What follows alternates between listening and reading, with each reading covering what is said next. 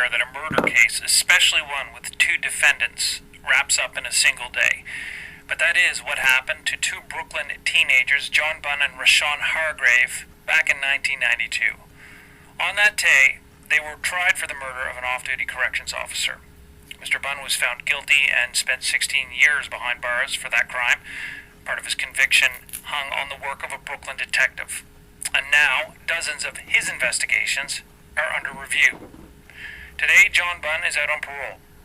We reached him and his lawyer, Rebecca Friedman, in New York. Mr. Bunn, what did the prosecution say your role in the murder of the officer Rolando Neischer was? They said that I was one of the perpetrators that committed the murder in 1991. They said I was the shooter on the driver's side of the vehicle. And this was an alleged carjacking that turned into a shootout where both correctional officers were shot. One died from it, and they believed that you and Rashawn Hargrave were the ones involved in that. Is that right? Yes, ma'am. You have always claimed that you were innocent of this crime. Yes, ma'am. Why do you think that the police charged and convicted you? I believe I was just a victim of just being a poor kid in the ghetto and not having a proper defense and a voice. I never had a voice until I feel like today. So like today is like one of the best days of my life.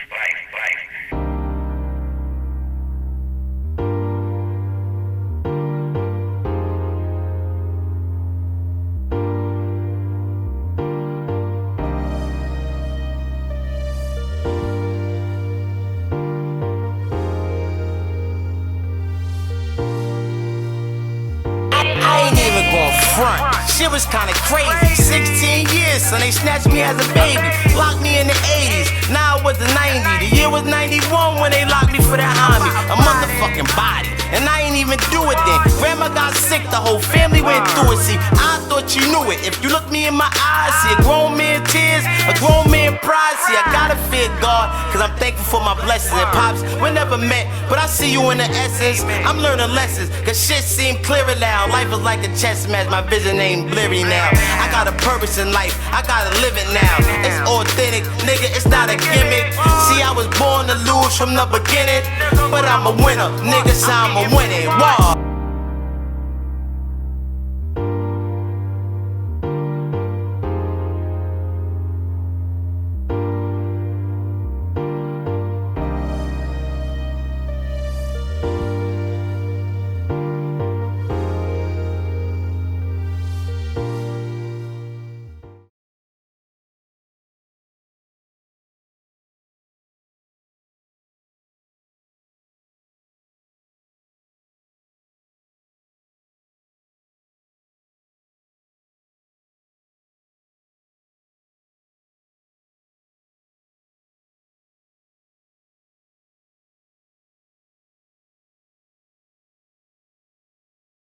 And this is something you thought a great deal about over the past 22 years. This has been my life for the last 22 years. Like every day I live this. And your lawyer, Rebecca Friedman, is there.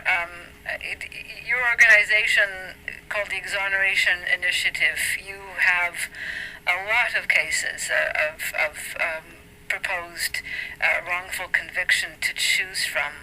Why did you decide to take up John Bunn's case? Well, we've been looking at this case very closely for 2 or 3 years now, and it had a handful of hallmarks of wrongful conviction. I would say primarily we were concerned about the single witness identification being the only evidence of guilt presented at trial, but also it appeared that there was a multitude of potentially exculpatory evidence which never came before the jury, and that was a concern for us as well. The detectives involved in the case, at the time we started looking into the case, we were not as well aware of the improprieties that have since been revealed, but obviously they raised a red flag as well based on their histories. Yeah, and yours, in particular, Detective Louis Scarcella, a story we have covered just recently. He is being investigated for about 46 of his cases that people believe to have been deliberately skewed in one direction or the other. So was that one of the red flags for you on this case, that Detective Scarcella was the investigating officer?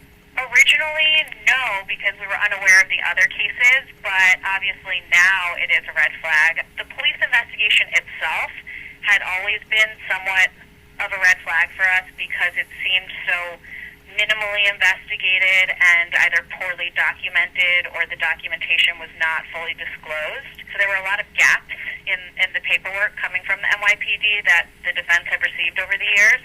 So that was always a concern, was whether this case had been thoroughly investigated and whether, all of the exculpatory evidence had been properly vetted, which in this case we know it was not. There was a ton of blood evidence that had never gotten tested and that never came before the jury, and which certainly did not implicate either John or Roshan, as neither of them were injured in any way.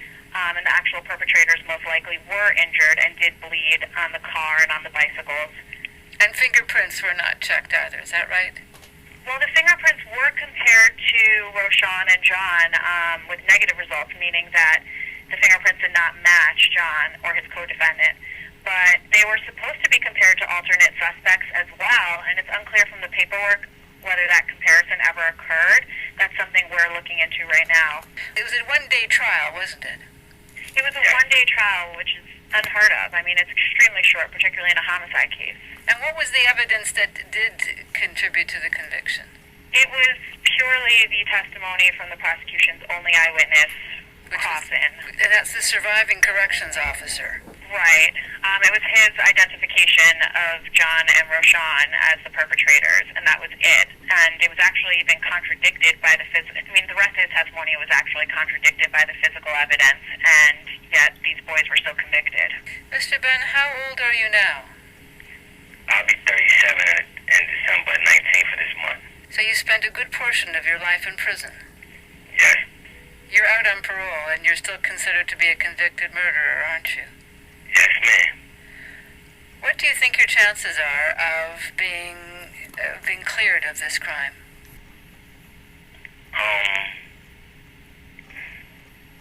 To be honest, my chances, I think it's all in God's hands.